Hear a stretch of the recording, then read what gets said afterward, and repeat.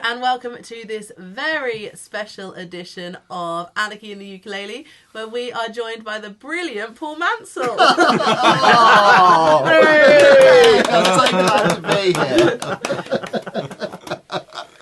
Oh, very good. Sorry, Paulie. Do you want to...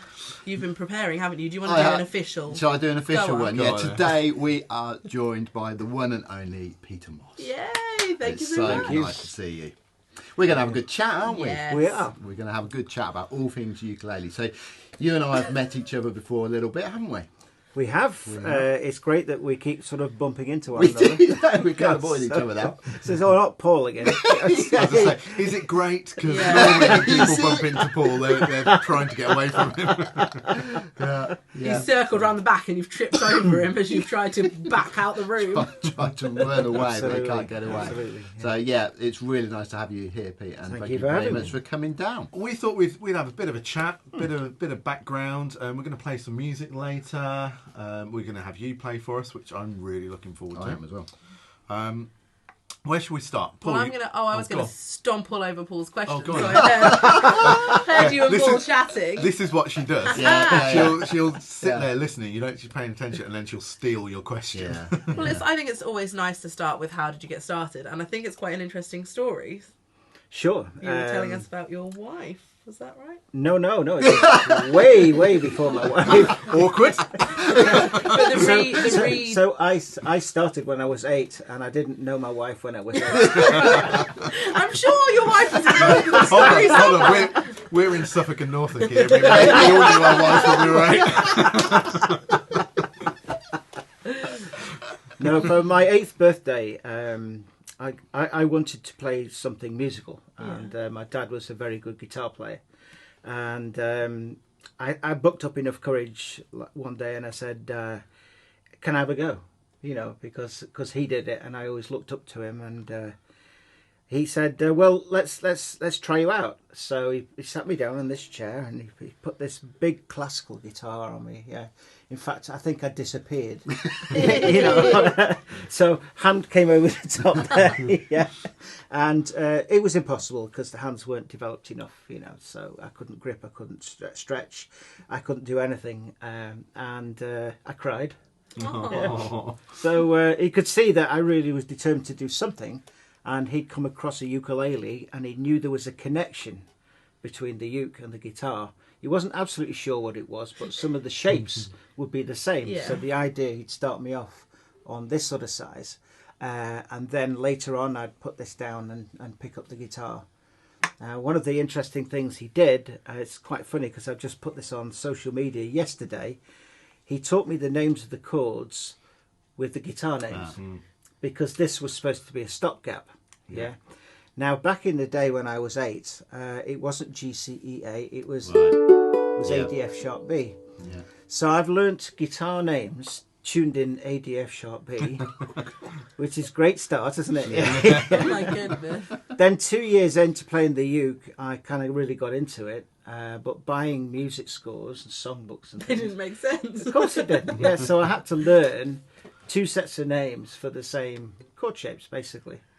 But I did, you know, and you get used to it after a while. And that went on all the way through to the age of 16 when the uke went down and I picked the guitar up. Yeah. But a lot happened in that time. Oh, wow. But there was there not a story about your wife buying you a ukulele and that's how you got That's back into later. it? He's That's only back into 16 it. at the minute. Oh, You've sorry. Waiting out all of his wife. She's written you off early. There was a dramatic pause. I tell you, you're building this story up. When this story happens, You're going to have to embellish it a bit. yeah, you're going to have to big it up. So the interesting 16. thing is, right? Can we start again? You throw me right on the track. Paul, you can ask the questions. Well, actually, before you carry on, I wanted to ask you something. So the uke that you got, was it more of a banjolele or a uke as we know it today? It was a wooden ukulele, although it was a plastic ukulele. But yes, a ukulele it was. I mean, what make it was? No, it was bought from a shop in Wilmslow that's no longer there. It was a 3-windowed shop called Music, and they sold guitars and brass instruments, and the Right. ukuleles were in the window. And I think it was £2.50 or something at the time. Right. So. And what did you progress to ukulele-wise from after that? So 2 years in, I started to do concerts and things, and the ukulele wasn't loud enough, Right. and we couldn't afford to get amplification of any decent quality. In fact, I don't think it was around, Yeah. you know, for just for small use. Professionally, yes, but you know, not for somebody just picking up a ukulele and playing it in a concert. So I switched then to the banjo uke, Right. which suddenly Much louder. I got the power then. Yeah. And the first one was actually a mock-up of different banjo ukes from parts in this guy's garage, and he literally built me this thing for a competition. Oh, wow. And it was the under 16s to play melody on the ukulele. You weren't allowed to sing, and I wanted to have a banjo uke instead of having a wooden uke. And he built this thing for me, which was just amazing. Fantastic. So it was a neck off something and a body off something else, and it was a right bish bosh of stuff, you know. So, but then I still loved having the wooden uke as well, and I then moved to getting an aria Right. ukulele, Yeah. and that stayed with me for quite a few years. Yeah. But I think it was the banjo uke really from 10 till 16, which was the main instrument, just because it had the power. Can I ask what kind of stuff were you playing then? Because in this country it was very much George Formby, but Yeah, it was becoming inappropriate to. absolutely. To play So George Formby. I So remember distinctly the first time I went with my sister to the George Formby Society at Blackpool, the Imperial Hotel. There I was with my banjo uke. And it wasn't done for kids to be singing the George Formby songs because the lyrics at the time were too risque. You know, even though there was no swearing, there was a lot of double meanings and things. You know, so my late father showed us how to do some sort of songs from the shows, that sort of thing, and we'd be doing songs like Babyface, 5'2", Eyes Are Blue, you know, all the standards, you know, from the 20s and 30s, and that allowed me to have that sort of fast rhythm, which allowed me then to do the syncopation, which I'll do later on for you. But that was fantastic that we had an outlet to play. Until the times came when I wasn't asked to go back to the George Formby Society because I was not playing George Formby songs. So there's a bit of an irony there, wasn't it? Yeah, you know, because you couldn't do them because you're young, but you can't play because you're not playing. Come back, I know, which is crazy. Yeah. Up to 16. I mean, it sounds like you got pretty good pretty fast. I know it's hard to say when it's you that you're talking about, but I mean, it sounds like you're doing concerts 2 years into it. I mean, Abby's nearly 2 years into it, and she's still only got 3 chords. Started when he was 8, so that's 8 years. Well, no, but he said like within a couple of years he was playing concerts. Oh, I got you. Well, I think what it was, much credit to my father, he took me to various people, and rather than learning off one tutor, where you can be very good, I didn't get stuck in a rut on one style. I picked up various things. And I think when you are that age, you kind of soak things in like a sponge. Yeah. Not like today. It takes a bit of work nowadays, doesn't it? It does. Doesn't it, Paul? It does, yeah. Who are you again? So yeah, I mean, I really worked at it, and of course, I had no other responsibilities apart from like going to school, so I could really focus after school, really on doing things every night, every morning before school, and I was determined I was going to be good at it, you know. And one of the things I developed at a very early age was a good ear, so I could hear things. I'm not pitch perfect. I'm close, but I could hear things, and I'd know what the chord was. I thought everybody could do it because I could do it. I thought everybody could do it, and my dad said, "No, that's unique." And he introduced me to things like big band music. So I was learning swing and rhythm and offbeats and push notes, pull notes, and everything. And all that was going in by time I was like 10 and 11. You know, from picking it up at 8. You know, so, and then somebody introduced me to an absolute genius from America called Roy Smeck. And Roy Smack. a guy had a record, and I remember distinctly going to his house in Manchester, and he got his record player there, an extensive record collection. He put on this thing from Roy Smack, and I'd got at the time, remember the old cassette recorders, the portable ones with a microphone? We used, So to, we used to do our own radio shows on those. Yeah. You record the top 40 and then you do introductions. Anyway, sorry. So this thing he was playing was mono, and one speaker in the front, and it had like a lid on it to give it more bass, so you shut the lid down. And I got my microphone and I'm recording this thing from Roy Schmeck. I can't believe my ears. I'm thinking it's like 20 people playing and it's just one guy, And it was such an inspirational moment that I took the tape home, I listened to it. And before long, I worked out what the chords were he was playing. Through my dad teaching me the swing, I could do the offbeats and things. And then the melody started to follow in afterwards. So by the time I was like 12, I was winning competitions doing like Rockin' the Uke by Roy Schmeck and that, which was, it was seen to be quite an achievement at the time, and but it didn't come easly. I hate it when people say to me, "Oh, it's a gift." He was born with it.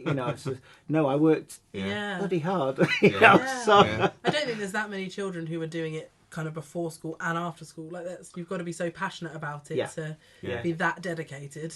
Yeah. But so then, if we move on slightly to the next stage, I guess it makes it quite remarkable because you did.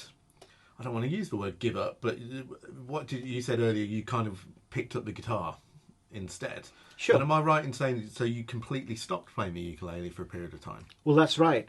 By that time, I'd won the All England Championship 3 times for any age, playing stupid things like the William Tell Overture and Rockin' the Uke from Roy Schmeck and this, that, and the other. And at the time, there was nowhere else to go. Yeah. And I'm always listening to things on the radio, and there was bands out there who were playing like 3 chords on a guitar, and I thought, well, I could do that. Yeah. Let me take us all back. Status Quo. Yeah. That sort of band, and I used to love them. And then Thin Lizzy. Then I got into more sort of progressive things like things with harmony, like Toto, Foreigner Journey, all that sort of stuff. Typical 16-year-old stuff, I guess. At the time, yeah, definitely, yeah. And I thought I want to go at that. Yeah, and I thought the only way I'm going to do it is to put this down completely, and that's what I did. I completely put it down and picked up the guitar, much to my father's dismay. Even though that was his original plan. Yes. But he didn't expect me to do well with it and win championships and So did it inspire him to play the ukulele, or did he just always stick with the guitar? He wouldn't pick one up in my presence. He says, "You have it," because it always used to be when I was a lot younger. I used to give it to him to tune. Because even though I had the ear, he was better at it because he could pick up a guitar, tune it while he's having a conversation. Whereas at that stage I couldn't do that sort of thing. So, but after he tuned it, he said, "There you are." He gave it back to me. So yeah. Then I was obviously at school, and you meet other people at school who were into guitars and bass. And then we actually had a drummer as well. And before we knew it, we had a band, which was fantastic. Yeah. I left school, went to college, and somebody knew a girl who had a half-decent voice sort of thing, but wanted to be in a band, hadn't been in one before. And we brought vocals into the band. And as you know, the feeling you get from playing in a band, although it's fun solo, there's nothing like being in a band with live drums and a great girl singer and everything, and it just grew and grew and grew. So I had great fun. Oh, awesome. So that was 16. What were you studying at college? I was into drama. Yes, very much. Okay. Yes, I loved all that sort of stuff. And the trouble with me is that I'm never a wordsman, lyrics, So when it came to learning scripts and things, I'd kind of do it my way. Which is great if you're on your own, but when you're in we're a kindred threat. I cannot learn lyrics to any song ever. So that was my downfall, but I did enjoy the presence of stage and knowing how to look out to an audience, say, or work an audience. So it wasn't wasted, No. So from that aspect, it was really good. It gave me sort of confidence on that. But then I still wanted to kind of get more rocky with the guitar, and you've got people like Van Halen out there, and they're doing all this tapping, which is absolutely wonderful. So I ditched the sort of cabaret type band for more of a rock set for 5 years. Oh wow! Yeah, and we did colleges, universities, and things, and it was great because I could do arranging as well. The guy who was writing the songs, although he was good, he kind of got stuck in like certain chord sets. Yeah. And I tried to break him out of them all the time, even playing different rhythms, But it was a good 5 years of my sort of life. But trouble is with bands, is keeping the band together. Somebody will go, and then sometimes if you lose two people at once, that's a real headache, to try and replace that, especially when you've got it nice and tight. So then I joined a sort of funk band sort of thing. So we were doing all the sort of chic and all that sort of Still on guitar? I'm playing guitar still, yeah. So I'm playing more of a rhythm section there sort of thing. And those years were good because we had like sax players and that, and it just added to it. At one point we had trombone player, sax player and a trumpet player. And it was just like amazing, to have this sound, a bit difficult to do it live and get the balance right sound wise because lots of things are different volumes, but what fun we had doing that. So we're 16, we're doing the we've done the band thing again. That. So I guess it's how you then got back into the ukulele. Is there a story about this, Abby? I've got literally no idea. Something about a birthday present from my wife. Not when I was 8. It was not. I'm kidding. No, it's basically due to what I was saying about bands, very difficult to keep people together. I went solo for a while. I did backing tracks and things, but it wasn't the same as having a band. It just wasn't. I stopped playing music probably for 12 months. I didn't do anything. And the instruments were just collecting dust. And my wife said, "Look, of all the instruments you play, says the thing for you really that you're known for is the uke." She says, "If I buy you one for your birthday, will you play it? I don't want it to be stuck in a cupboard. I want you to go out and play it like you used to do all those years ago." And this was 2013. Right. Yeah. And so it's as recent as that. Wow. Had she seen you play the ukulele at this point? Because presumably not. Or... Just to her sort of thing, but not in an audience situation. She knew I'd won the championships and things. Yeah. Probably read some press cuttings and that, but there was very little video taken on the first way round. That was quite trusting of her, because if my husband tells me, "Oh, when I was 13 I did this," I'd be like, "Of course you did." Sure you did, bud. Yeah. So, but of course, when we first met and she came round to my parents' house where I was living at the time, my dad was proud of son, and he used to rabbit on about this, that, and the other. Aww. He's done this, he's done that, and he's done the other, and of course my mum as well. Don't get me wrong. Yeah. But Dad was the musician. Yeah. Was your mum musical at all? No. No. So we used to, because I mentioned my sister before. She used to sing because when I first started, I didn't have much of a voice. I could play, but I wasn't a vocalist. So we always used to say that Dad's a musician, Pete plays the uke, Wendy sings, Mum plays hell. That was a standing story. So where were we? Sorry, I've lost track now. I've got. So I just find it interesting because the gap. This sort of the 12-month gap. You were similar, weren't you, Paul? I had a 10-year gap. Yeah, I had a 10-year gap. I knew there was a gap. I just wanted to outdo you. Well, I had a 12-year gap. Well, I didn't play at all from 30 to 40. No. I didn't touch a guitar. It seems, which has only just occurred to me, it's quite a common thing between sort of musicians, particularly musicians at a certain level, I think, and. I mean, I had a period of time where I didn't do music at all. Right. And it wasn't really a conscious decision. Yeah, mine wasn't. It just stopped work life. Yeah. I stopped being a professional musician and had to go and get a job somewhere else. And I literally didn't do anything for a year. And I did actually have about 14 years where I didn't go out and perform. Because I decided that I didn't like performing again. But it seems to be, like I know other people, it gives you some kind of thing when you come back to it. There's a realization that that's what you should be doing. Yeah. Apart from Paul. Apart from Paul. Yeah. Oh, mate, Yeah. you're really having a go. See You what are. happened? Oh, this is nothing. Yeah, this is tame. Phoebe is lovely. We're toning it down today and everything. But it does give you that. Did you have that kind of feeling that, yeah, like this is, which you didn't have before? Because that's what I found. I don't know about you, Paul, but it was this kind of thing where you like go... it kicks in, like... Yeah, it's this realisation that you take it for granted. Yeah. You've got to always be inspired, and as soon as that inspiration stops, you stop. You know, there's no goal. You know, and that really happened when, as I say, I went solo, and then I just didn't want to do that after being in the band. It wasn't the same.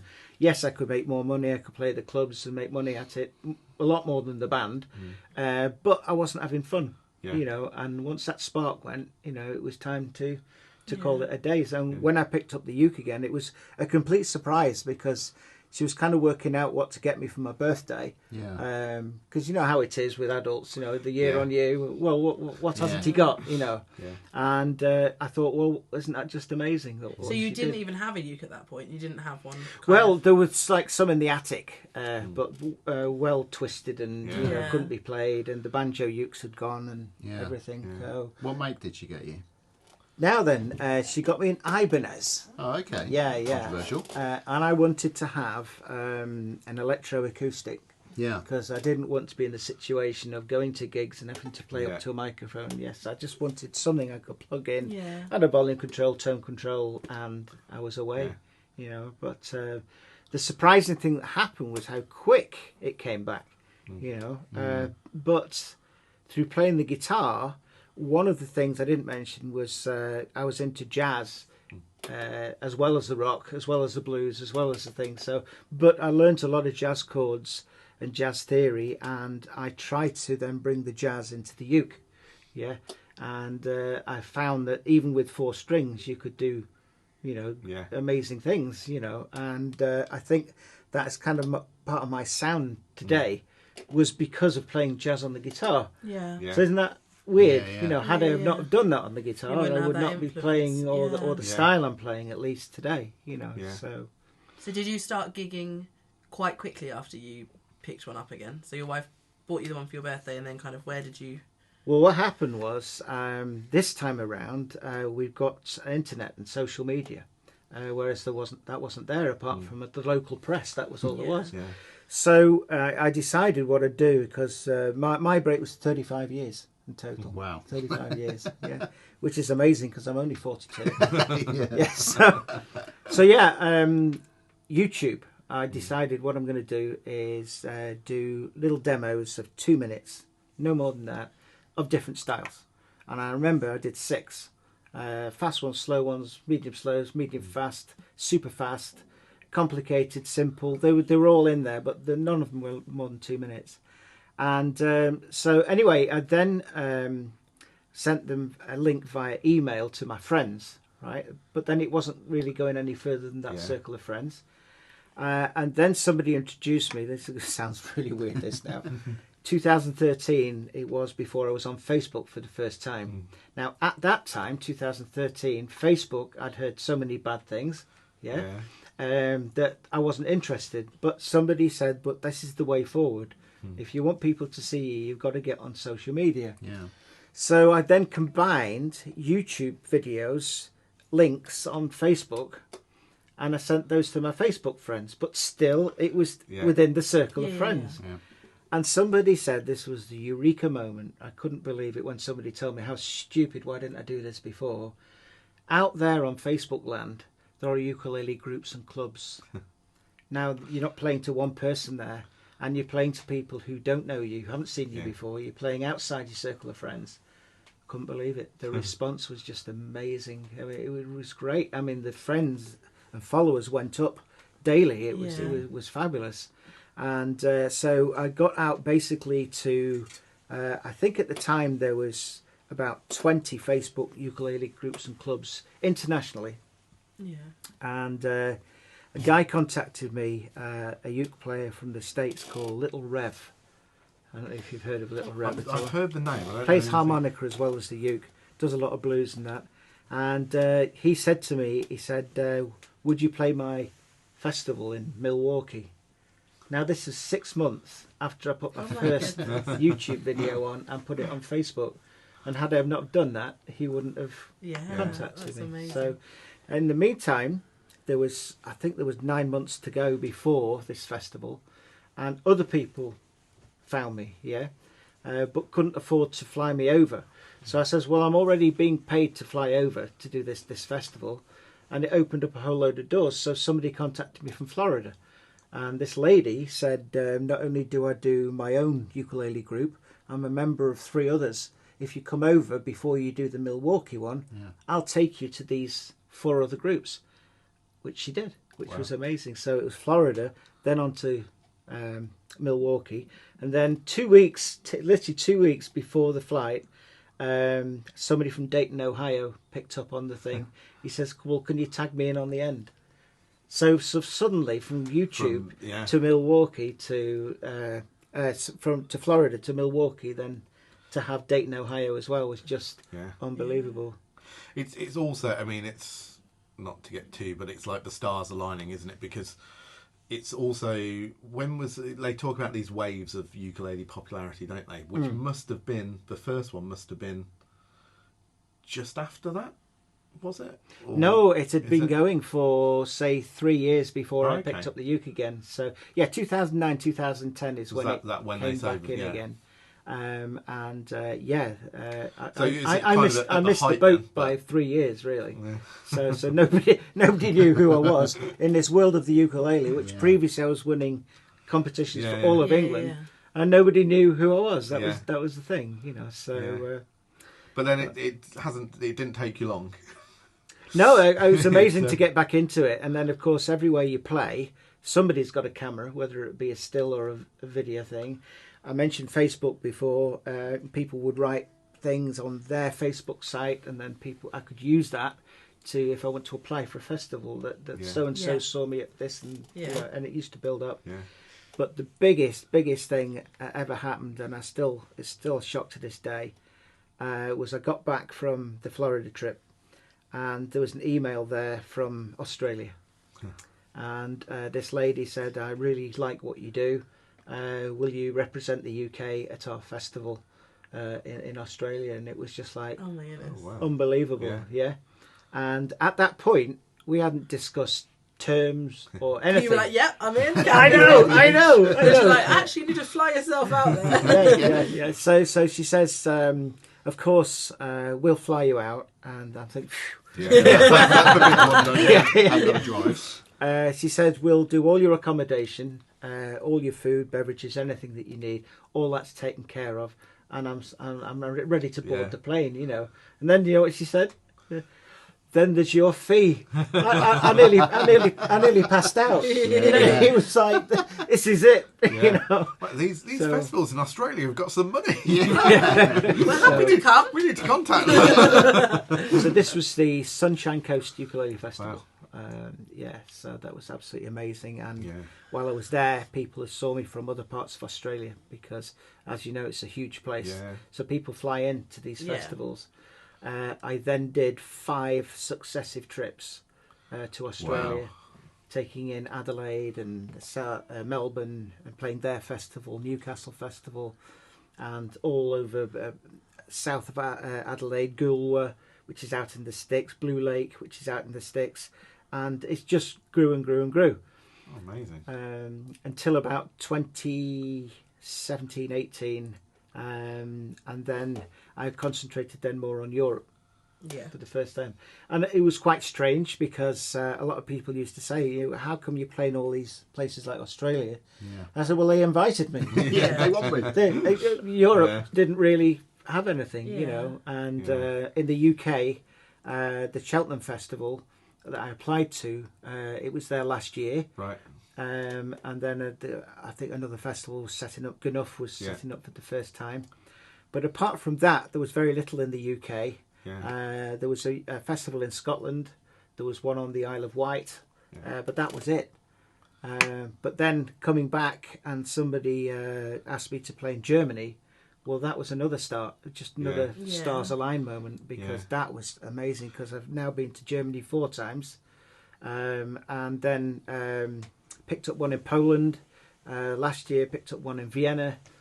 You know, it's just growing and growing. Yeah, Czech Republic. That's the dream. I mean, it's you know, particularly. I think sort of we tell some of our artists this as well, with our record label, that if you can get those foreign gigs, immediately back home you're a bigger act, because you're going to, you know, if someone's hiring you to go to Australia, everyone in this country all of a sudden wants you, and it's you know, that's, you know, to manage that, and you know, not just one place, not just one country, is amazing. I think it's well, I have got one funny story, which not a lot of people know this, but on my comeback, it sounds all very successful with YouTube and Facebook and America and everything, but the problem was, believe it or not, my name. Have you heard this story? No. Wow. Okay. No. I haven't even told you this. No. Right. Are we going to find out your name's not actually Pete Moss? No, that is my name. Yeah.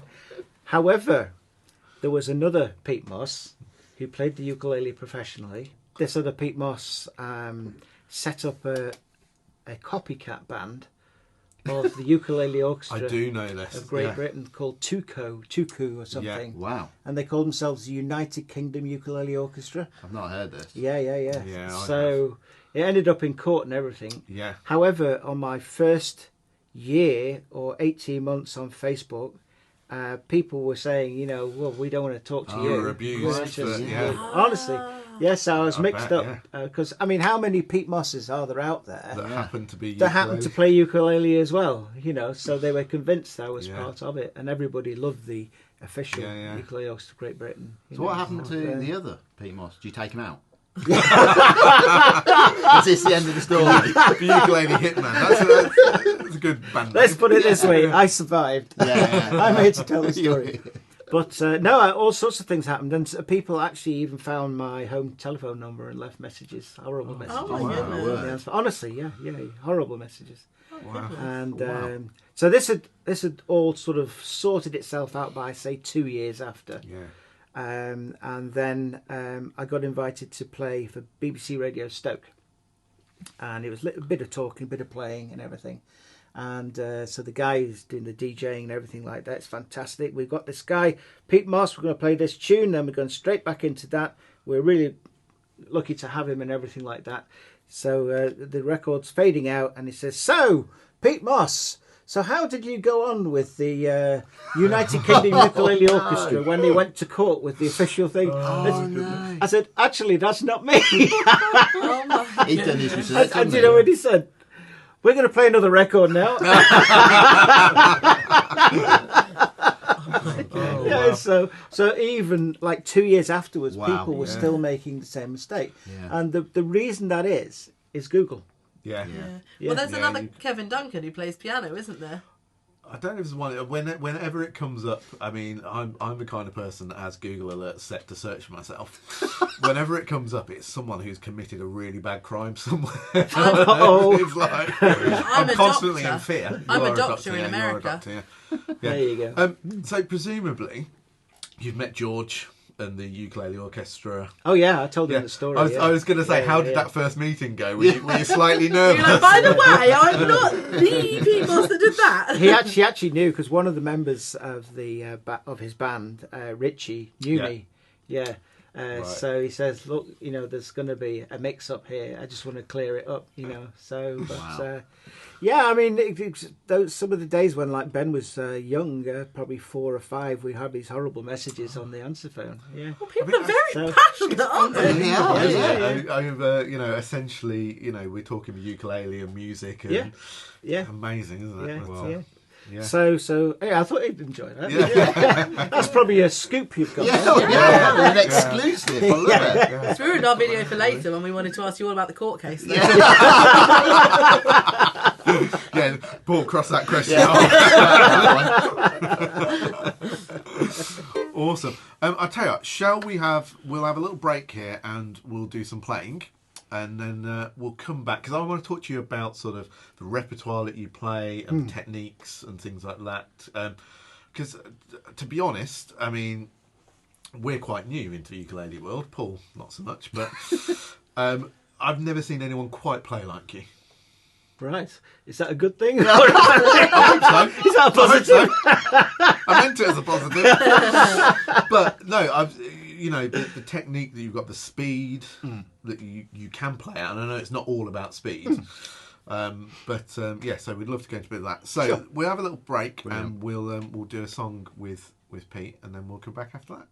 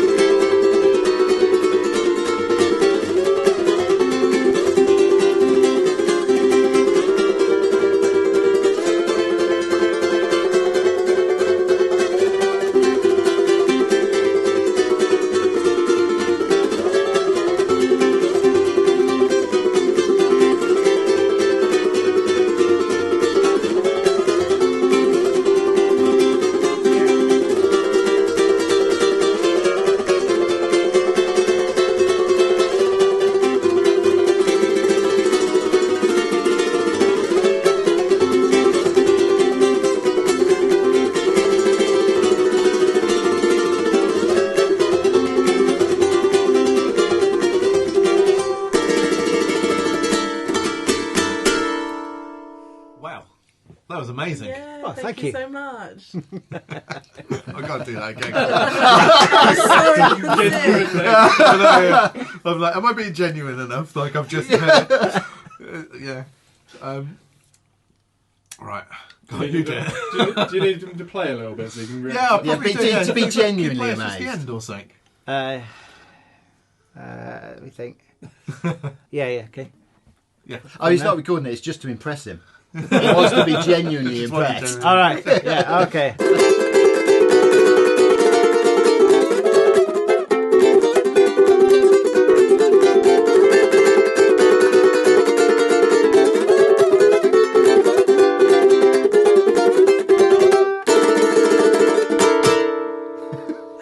Wow. Yeah, thank you. Amazing. That was amazing. Amazing. Paul's never played that fast in his life, has he? I can't play a third of that speed. That was just the techniques that you use, which is what we kind of wanted to get onto. Sure. Just tell us everything we need to know. Take the speed away from it, because that's just comes with practice. But what I try and do is look at the chords of any piece, and I'll try and do something with them. So, for example, if you've got a piece like 5'2" Eyes of Blue, very simple. A lot of uke clubs play this as a song. In C, it would be something like this.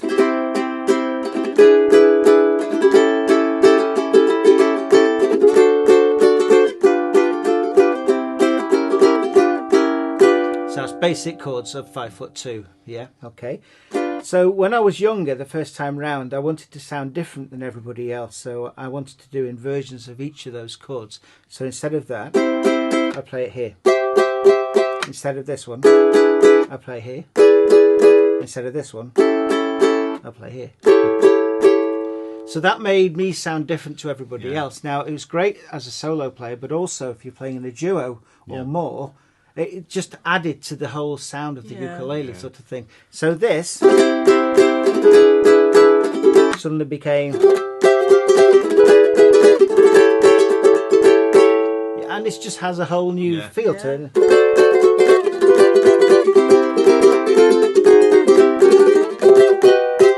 So that's inversions. So they basically are the same chords, just played in different places. Which I guess allows you to do like the little passing notes and things on some of them slightly easier.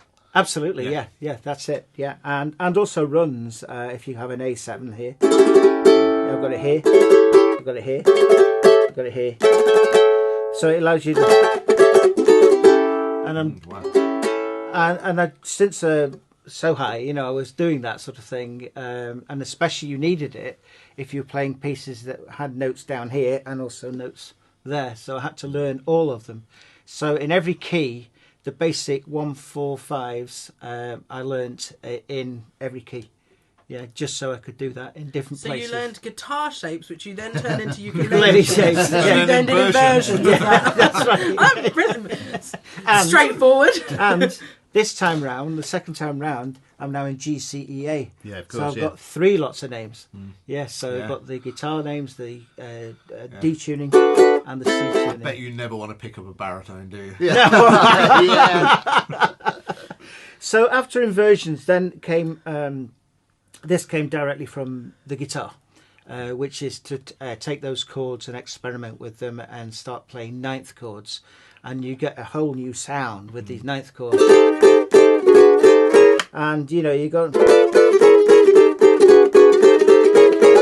sort of Stevie Wonder type of thing, you know, all by adding one extra note. Now, when I say adding a note, a dominant seventh has got 4 notes and a ninth has got 5, but I've only got 4 strings. So every ninth I play isn't a true ninth because the root's not there.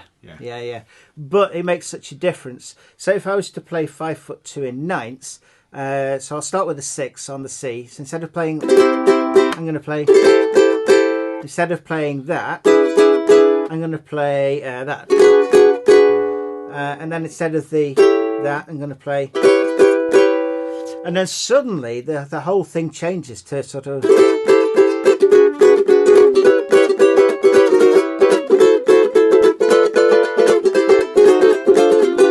and it just has a whole new feel to it. Isn't it amazing? I mean, we talked a little bit about jazz chords earlier and only having 4 strings, and you take the root away and it doesn't matter. It's crazy, isn't it? There's no, in any other musical, if I'm playing the piano, matters massively if you take the root away. Yes. On a ukulele, it doesn't. It's does kind that of work? kidology as well. So after the ninth is a 13, which I need another string again. So you've got to do an impression of it. So there's no root. There's no. I think there's no 7 in it. But then you've got the 13. Yeah, that's right. So basically, I love these. That sort of thing. It's a great sort of, and it adds that whole new dimension to it. But if this here is a C13, but there's no C in it because there's my C. So you think, how can it work? Well, it's kidology with the brain, because if I do something before it that has got a C in it, you remember that note. Believe me, you do, honestly. So you got to,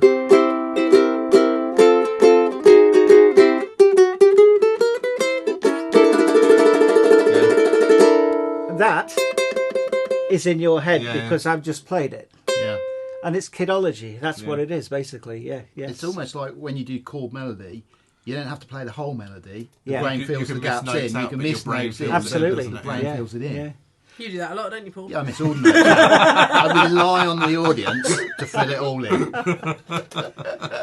And then there's inversions of the 13s and the 9s. I could play a C13 there, or I could play it there, or up here. So I learnt those. So I learnt the inversions, I learnt the 9ths, the inversions of the 9ths, the 13s, the inversions of the 13s. And it sounds very complicated, but if you do that for 2 weeks, you'd be surprised how much. And you're there's a lot of playing repetition changes. by moving. Of course. and fretting, isn't Yeah, it? So yeah. I think the other thing with the inversions is that it can change the dominant sound.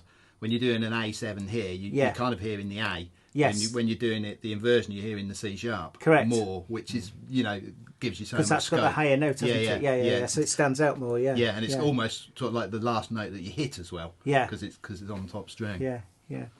But things like 13s, like that one, that's one of my favourites. F13. What song's got that in? Georgia. So.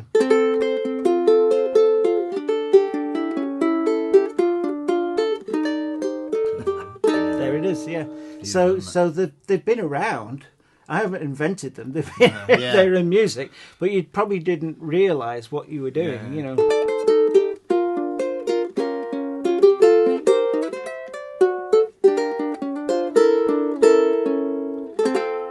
And just doodle.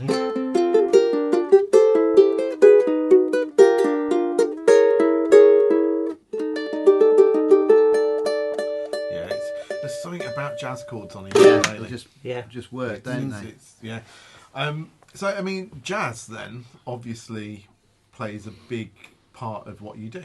Yeah, jazz and swing. Yeah. Do you solo? Do you improvise? No, I work everything out. Yeah. And at least I know, as long as I practice that, it won't go wrong on the night. Yeah. So no, I've never been an improviser, but I think though I don't play the same thing twice. Yeah. You know, I'm sure that happens to a lot of people. Yeah, that's improvisation, Pete. Like, if I played Rockin' the Uke now, I'll probably play it different tomorrow. Yeah. Right? Just either the right hand or something, some chord would change. You think when you play it differently, are you thinking purposely I'm going to play this differently, or it just happens? No, it just happens. It just happens. Yeah. So. Talk to us about your strumming hand a bit. Sure. What's going on here? Well, quite a lot. I do a lot of what's called pinches, and sometimes I'll pinch the two outsides. And the beauty of having the re-entrant tuning is because these are so close, I can actually use them in harmony. So if I'm playing, say, something like Satin Doll, the tune is. But if I do the first and fourth string, I can have.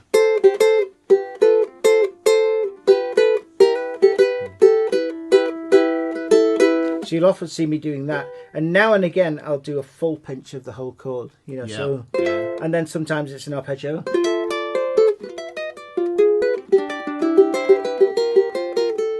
But you're not really doing finger assignment, are you?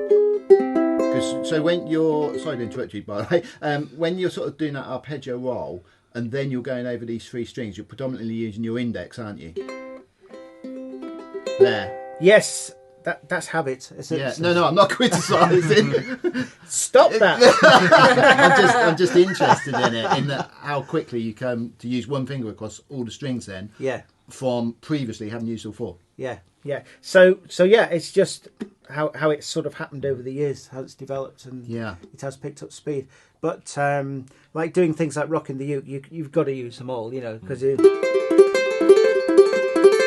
got to use everything because it's just too fast to just do two. But and then just explain to us how you're doing the triplets as well with because there's quite a different, there's sort of, if you want to call it, the scissor movement. How are you doing them? So are you referring to something like the syncopation that George Formby would do and that sort of thing? Yeah. Are you doing it with your sort of index thumb and then up, or? Right. No, triplet's different to what Formby did. Oh, okay. Sorry. Yeah. But so I will show you what I do with a triplet. So I actually go down with my index finger. Yeah. I go up with my thumb, then follow the finger. That's it. So 1, 2, 3. 1, 2, 3. 1, 2, 3. So that's quite unusual in itself, isn't it? Because most people. A lot of people go down, up, down, down, up, down. But then it gives me a distinct sound that's different to everybody else. And I think it's more powerful to do it the way I do it. Well, I think also doing it the two. Do it again, sorry. The way I do it. Yeah. So doing the two ups, you're also more likely to catch the melodic note. Yes, on the bottom. Yeah. Rather than especially if you're on the low G. Yeah. So that can add to it, can't it?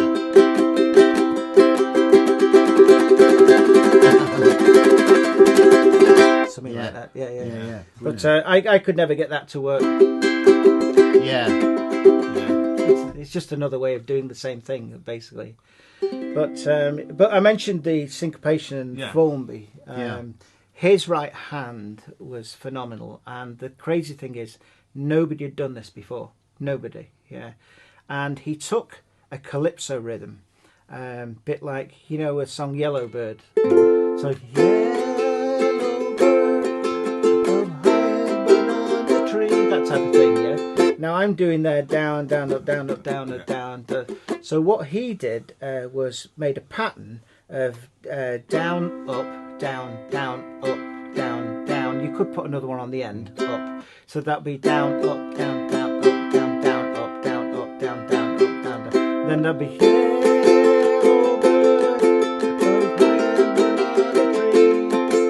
Now for now I'm going to move the last up, so we'll have down, up, down, down, up, down, down. So the down on the end is longer.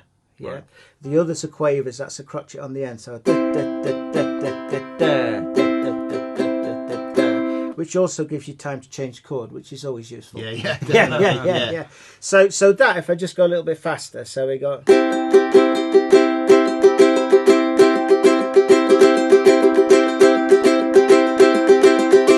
you can hear that going on. Now, also what Formby did was a thing called tapping. You mentioned before about upstrokes and catching melody notes. He did this thing where, on a C for example, where you go, you take off the C and you catch that on the way up, and then on the way down you'd be getting string 4. So you've got this going on. So you go.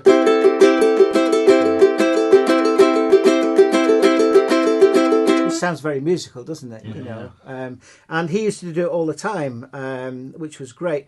But the thing that stood out from just playing calypso was called the flick, and this is just amazing. It took me a long time to get it, but instead of going down, up, down, down, up, down, down, he added in 2 more semiquavers, right? So it's down, up, down, up, down, up, down, down, down, up, down, up, down, up.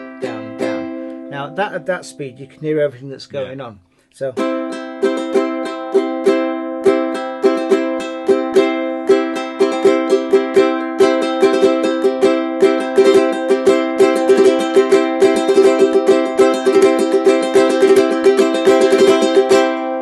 that's what he did, which was just amazing. Now that's just on the chord of C. Now if I do something typical of what he would do with a chord set, and I'll put in those triples as well, which we were doing. You get something like this.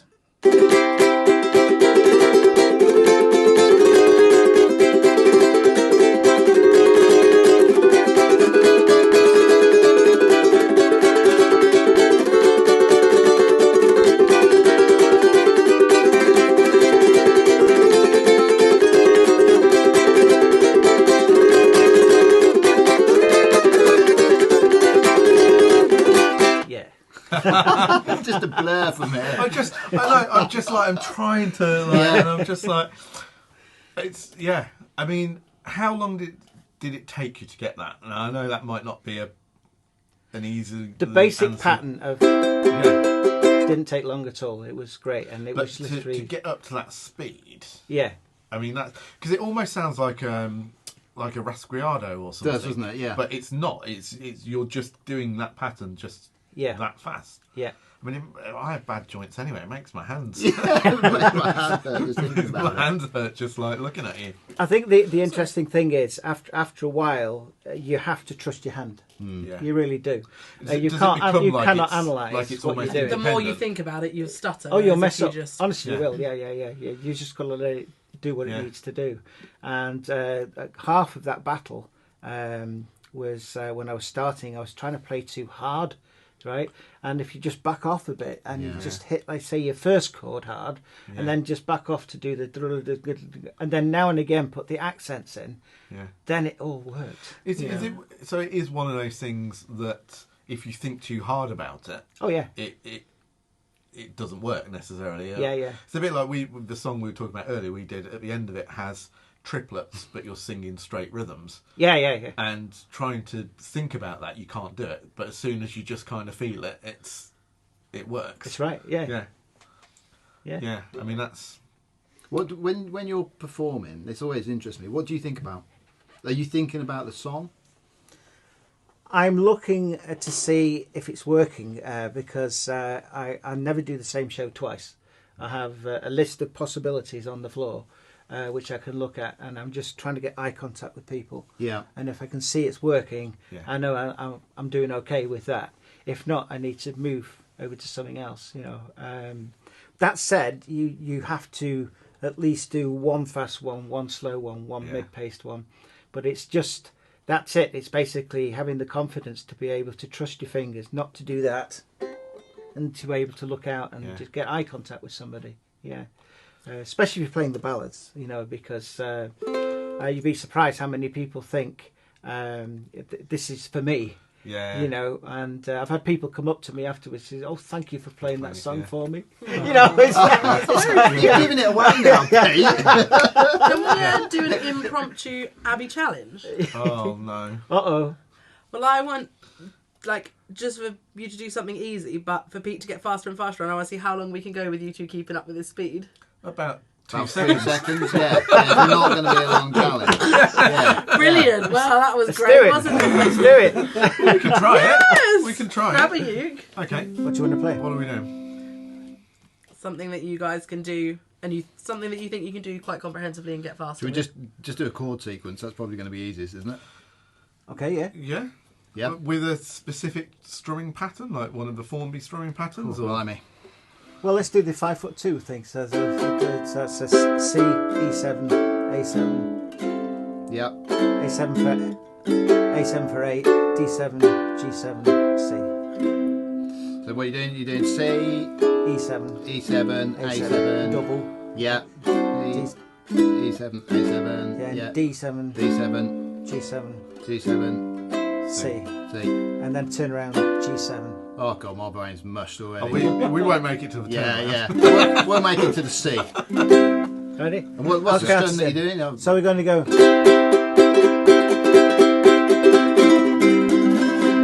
Alright, are we ready? We're going to do this. Yeah, go on. Now we're ready-ish. 1, 2, 1, 2, 3. I'm out. You did well. That's a bit you beat me. Well done. Oh, that was, Solid attempt. Yeah. Well, while we've got the flights out, then, Yeah. let's talk flight, because you're a flight endorsed artist Yes. with your own signature model. Mm-hmm. I believe it's it. Could be this one. Here's one I prepared earlier. And that's the concert version, isn't it? It is. But there's a tenor as well. Yep, we'll show you Yeah. that afterwards. Yeah. I mean, well, let's go from the beginning. How does that happen? Having a signature ukulele must be a huge thing. It's an honour. Yeah. Absolute honour. And it started off where I became a flight artist after playing Germany in 2019, meeting Juliana, the CEO of Flight, and she said, "Would you be interested in becoming one of our artists?" And she'd already given me to play a spirit concert, it was called. Right, yeah. A part of their Royal Series, and it was wonderful. I'm not just saying that, it really was wonderful. And I remember there was this big exhibition hall, and there's all sorts of luthiers there, plus brands who'd make thousands of ukes a year. And I played this spirit concert right at the beginning of the day. Now, you know what it's like when you walk in a music shop, you'll pick a guitar up or whatever, and you think, "Oh, this is so sweet," yeah? But you'll play a few others, and you'll go back to that first one, and you'll think, actually, it wasn't that sweet. Yeah. But I said to her after about 2 hours, I said, "Can I just play that uke again?" And she said, "Sure." So I picked it up, and it was just the same as when I first picked it up. It was a diamond. It was absolutely super. So there I am, a flight artist. I had a big year set up for 2020 and 2021, and we all know what happened. Yeah. So there I am with this uke. I'm a flight artist with nowhere to play. So I went online again with YouTube, Facebook, Instagram Live, you name it, I was doing it. Yeah. And there was songs for individuals, songs for ukulele groups, etc., etc. So I didn't stop. And to be honest, the reason I did it as well wasn't really to promote the ukulele. It was to keep my sanity.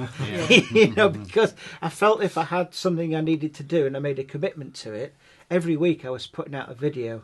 Now, you know what it's like with not only creating the video, but editing the video and getting the sound right and the lighting right and everything. Horrendous, isn't it, Bongo Boy? Yeah. So we did that. I did that every week without fail, like for a year.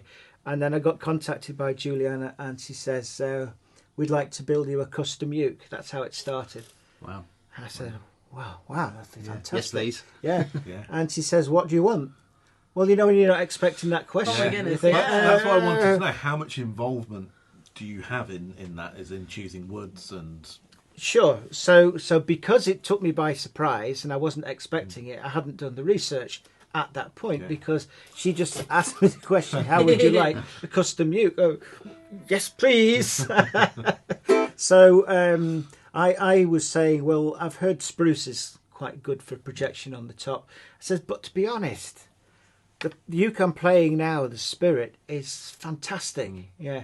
So her husband said, well, what if we base it on the same dimensions, the same sort of weight as the Spirit concert, but instead of the wood that's made of, let's put your spruce top on and we'll make up a prototype. Yeah. And that's exactly what they did. So it didn't look like this at all. But basically it was to see how it sounded, how it felt compared to the Spirit concert, which I loved. And I said, oh, it's all right, you've done it. It was louder. So if I played the two side by side acoustically, this is definitely louder, and it has more treble to it. Yeah. Whereas it's a little bit more mellow and subdued, which isn't a bad thing.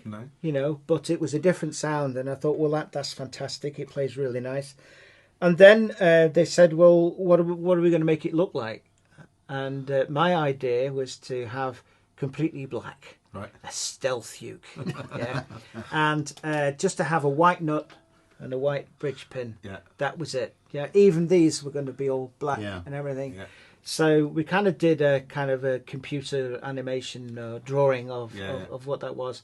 And it was too black. It was just over the top. But I wanted to do something different. So then Primo's said, well, what if we kind of start with black on the outsides and we fade to a sort of more of a silver grey towards the middle? And I said, well, can that be done? And then we got talking about Gibson and the Les Paul guitar. In that they did the Sunburst. For years and years and years. It was very popular. It looks $1 million. So he says, well, why don't we do it and we'll call it the Moonburst? Oh, wow. And it was like overnight it was born. So it wasn't planned to happen. So we nicknamed it the Moonburst, and there was one or two again that were made that was kind of still too black. So it was literally the outside edge we wanted black. And then it would go grey. But I don't know if the camera can pick it up, but you can still see the grain. Which I really like. So it's wood. It's not a composite. And it's fantastic. And on the back and the sides, we wanted to get this to be so that it would run in. So they actually darkened this more than it would normally with a mahogany. Right. Okay. Yeah.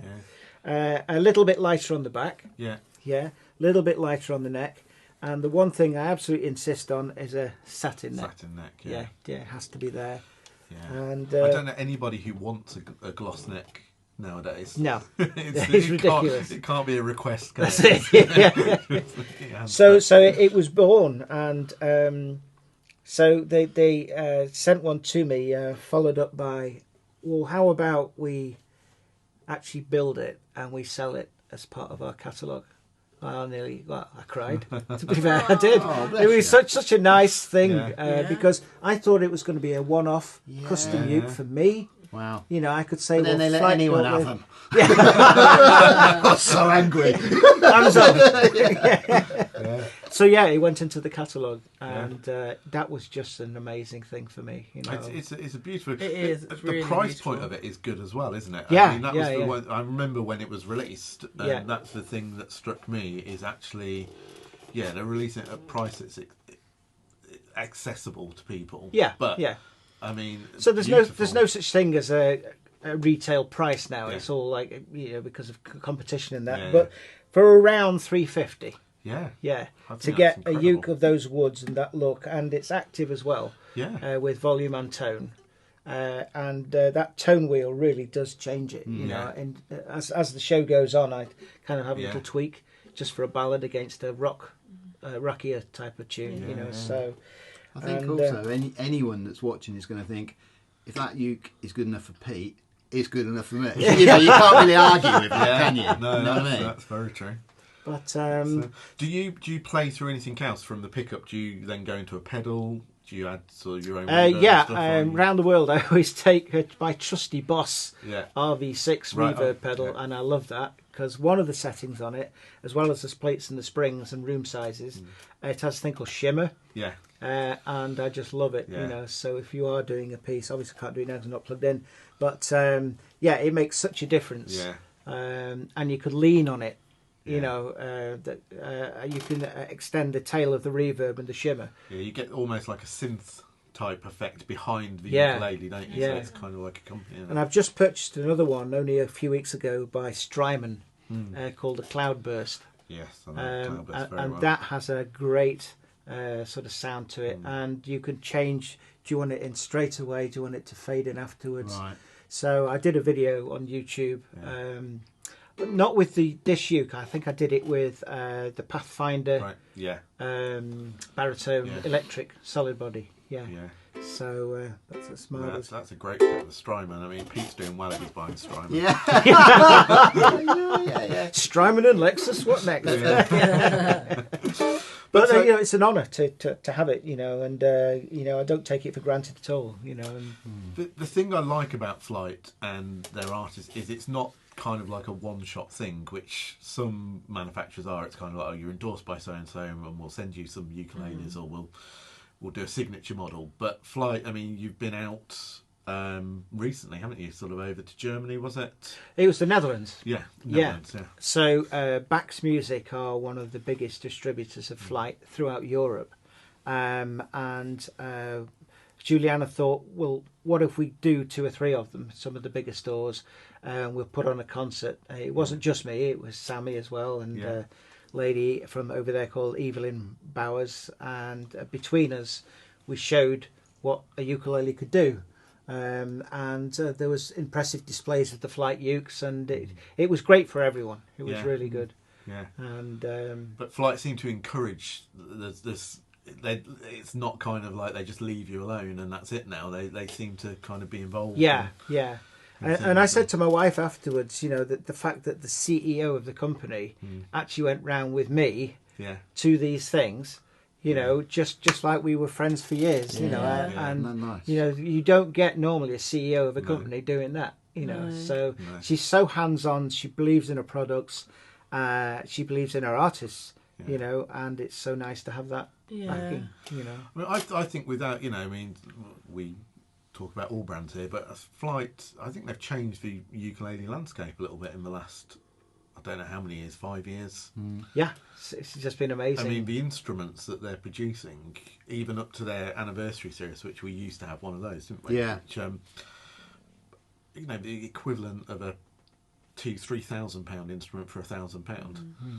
I mean, you love the Fireball, don't you? You're a big Yeah, massive. Well, it's my go-to uke. Yeah. Fireball Yeah. fan. Yeah, really like it. And Sammy's is out of this world. It really is. Sammy's Yeah. is great. Yeah. But I mean, everything they release at the minute. Yeah, they're just on a sweet spot, aren't they? Yeah, they don't seem to know how to release anything bad, which Yeah. is good. Yeah. Can't be said for all manufacturers. I'm not going to name any more names. Yeah.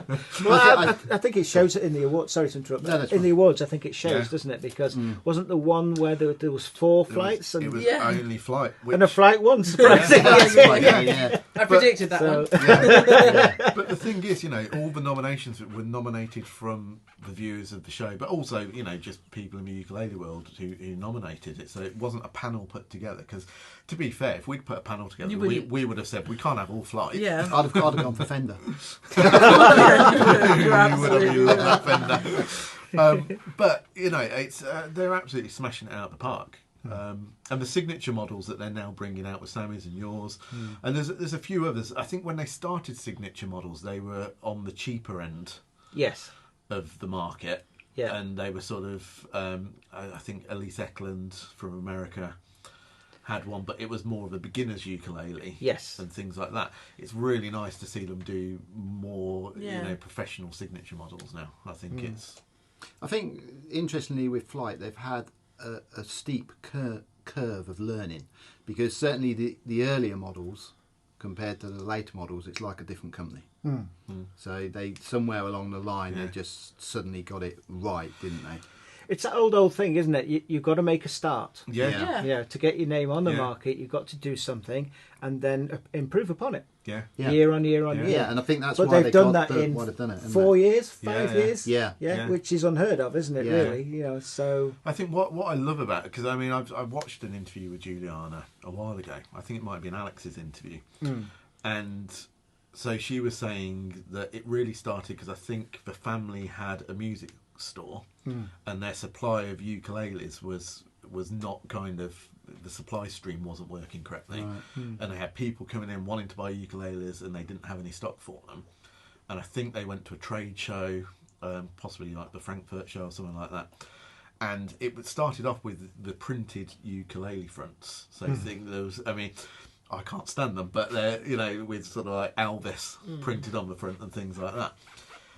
To go from there, only a few years ago, to be so passionate about it and go, well, you know, we're now making some of the best ukuleles in the world. It's not, the thing is as well, you get hung up with Flight of saying it's value for money. Can't believe that you can get this ukulele for that, and that is a definite factor. But they're good ukuleles, irrespective of the price. Very well set up. Your Fireball came from Bax Music. I did it. Okay. Which I was a bit sceptical about at the time, but we wanted it quickly and they could get it to us quickly, because Bax are a huge distributor, but they're a box shipper. But it came incredibly well set up. Whether that was from Flight or Bax had done anything to it, I don't know. I'm glad you mentioned that, because when I got mine, it off the peg, it was fantastic. Yeah. But it does go through your mind, you know, has this been professionally Yeah. set up by somebody because it's coming to me? And, they want it to be right. Yeah, absolutely. But I mentioned it to you earlier, I was playing in the Czech Republic, I was playing in Poland, and uke sellers, retailers, had got my uke there. And I thought, I'm just going to pick one up, just to see what it was like. It was spot on. It was spot on. Both of them were absolutely great. Yeah, isn't off that the good? peg, yeah. And there used to be a music store called the Music Room. Yeah. I don't think they're there anymore. No, they're not. But I picked then two off the peg again, and they played perfectly. You know, there was no buzzes. It was absolutely brilliant, which is so encouraging, isn't it? Yeah, You know? yeah. I mean, because we always recommend going to like a specialist ukulele store, because they do the setup and stuff. Yeah. But we've had a number of flights that have come straight from either distribution centre or from a big box shipper, and I don't think we've had a bad flight at all. I think they've all been set up really, really well. String wise, what's are these are Worth Browns, and is that what it comes with, or yes. have you changed the strings yet? No. So you were Everything you see spec the here, strings? right, minus the strap, Yeah. minus the pin which I've put in myself. Right, This is what you get. Wow. You know, so that is it. These strings, exactly those strings. Some people opt to have a low G. Yeah. I prefer the high G on a concert. I've got a low G on the tenor, but so it comes with a high G as standard. Yeah. But everything you see here is what you get. Yeah. Yeah. So. Right, it's beautiful. It is ukulele. beautiful. Yeah. Thank you. It's very, very nice. I like the fact that it's got interest in it because of the sunburst and the sound hole, but it's very subtle. The sound holes. Some sound holes are a little over the top.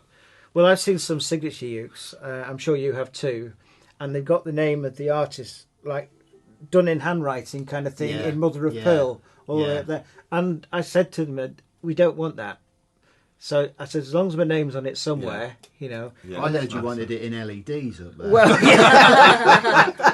I mean, Paul scratched his name. I had to. So just on the 12th fret, Yeah. they just put it in there, and it's just a nice touch, and it's not over the top.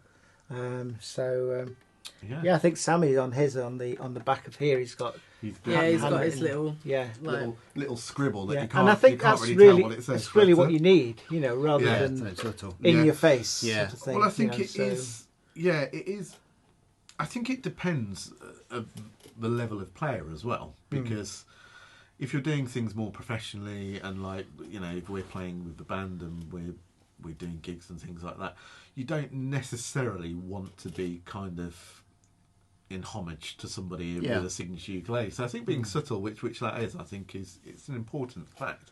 But like you say, some people have it absolutely kind of blazoned everywhere, and that would put me off. That would be you. Well, if I had one, I'd have. You'd have your face on it, wouldn't you? I would have my face on it, but But I think it's an important fact. But it's subtly done. I think it's really, really lovely looking ukulele. Yeah, it is. Thank you. And nice that they then went on to do the tenor as well.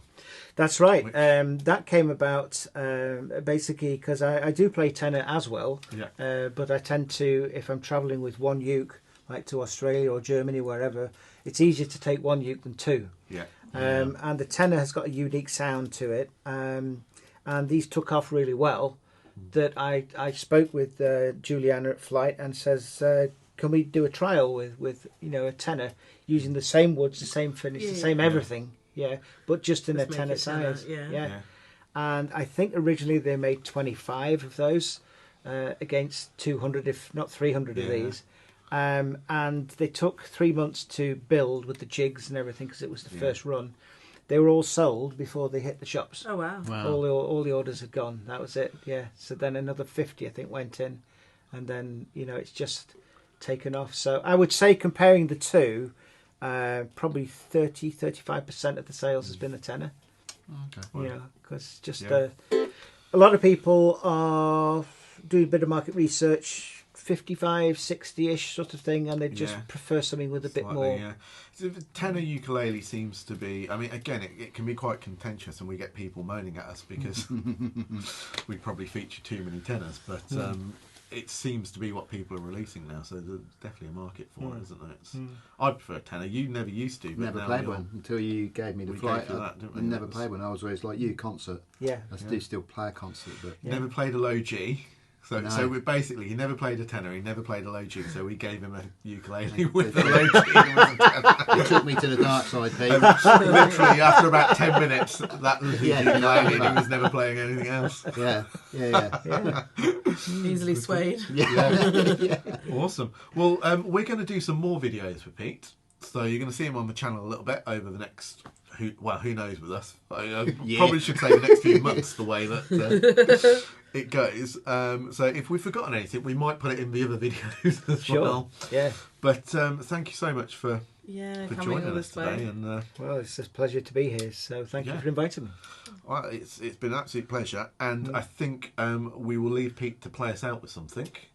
And then we're going to do some band recordings this afternoon as well. So look out for those. Because, well, they might be in this video, they might not, who knows. Is Paul in those? Well, I'll force my way in. I'll wiggle my way in. We've got that finger shaker somewhere. Whose finger am I shaking? Awesome. Well, thanks so much for joining us. Please do like, subscribe and ring the bell. And we're going to leave you with Pete to play out. Here we go.